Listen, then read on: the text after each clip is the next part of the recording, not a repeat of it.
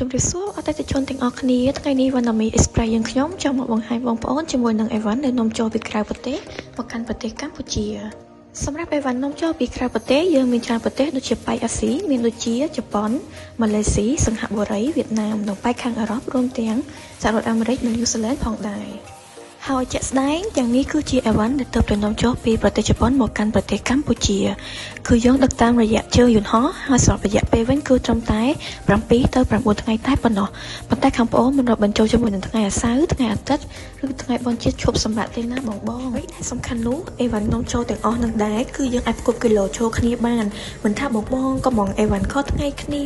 ឬមួយក៏អីវ៉ាន់មកដល់ក្រុមហ៊ុនបងប្អូនមុននឹងក្រោយថ្ងៃគ្នាក៏បងអាចរងចាំថ្លឹងអីវ៉ាន់ស្រាប់ចូលគ្នាបានដែរណាបងហើយដែលតែពិសេសទៀតនោះគឺនៅពេលដែលអីវ៉ាន់មកដល់ទីតាំងក្រុមហ៊ុន Vanami Express Cambodia ហើយគឺយើងមានការ free delivery ក្នុងស្រុកថែមទៀតផង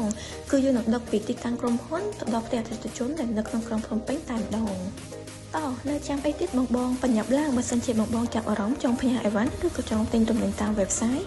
បងអាចតាក់ទងមកកាន់ page ឬ Telegram របស់ Vanami Express យើងខ្ញុំបានណាអរគុណច្រើនបង